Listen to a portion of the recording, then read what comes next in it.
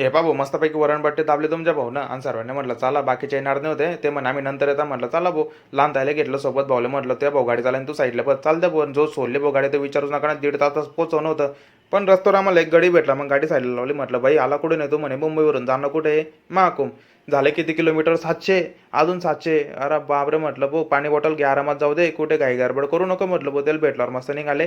काल घाट लागला तिथे टोल नाकावर पैसे वगैरे भरले आणि खाली उतरले गाडी आयला बाई ओरकडांचं गेट वगैरे लागलं भाऊले म्हटलं चाल दे गाडी आणि पार्किंगचे 20 रुपयेच घेतले आणि फक्त महेश्वरमध्ये आणि फायनली पोहोचलो रे भाऊ आम्ही आयलो महेश्वर अरे बाप रे एन्जॉय रे भाऊ येईल ना म्हटलं तुम्हाला वरणपट्टी जिरवायची ना मस्त 2-2 ग्लास आणणार म्हटलं निंबू सोडा आणि मावशीने पण असे स्ट्रॉंग बनवले ना 2 मिनिटात चालता चालता जिरवून गेली वरणपट्टी तुम्हाला काय सांगू. एन्जॉय करत करत पोहोचलो आम्ही गेटामध्ये महादेवचं दर्शन घेतलं बजरंग बलींचं मायलाबाई होरकडांचं इतकी भारी प्लेस आहे ना भाऊ तुम्हाला काय सांगू यार. तुम्ही पाहिलं का महेश्वर मला कमेंट पण नक्की सांगितले तलवारी राजगादी रायफली पाहत होतं डोकं काम नाही करत होतं म्हटलं कोणत्या देशाच्या रायफली भाऊ आणि पर्यटक तर विचारूच नका अजून चालतच होते इतकं म्हणजे गर्दी डायरेक्ट आणि तर कुठे कुठे ना मोबाईल अलाउड नाही बरं का भाऊ फोटो व्हिडिओ काढणं अलाउड नाही. आता हे जे मंदिर पाहता तुम्ही महादेवचं मंदिर आहे इतकं मोठं दगडमध्ये कसं काय कोरलं असेल पहिले लोकांनी यार काय कलाकारी होती. आता ते इंजिनियरला एक ईट सुद्धा लावता येत नाही पण इंजिनियर होऊन जातात लोक. महादेवचं दर्शन घेतलं इथं मस्तपैकी काय होतं माहिती का नर्मदा काठी एकदम भारी सीन होता भाऊ आणि आपला भाऊ तो काही दमच मारत नव्हता खिचिक फोटो काढतो म्हटलं काढ भाऊ खिचिक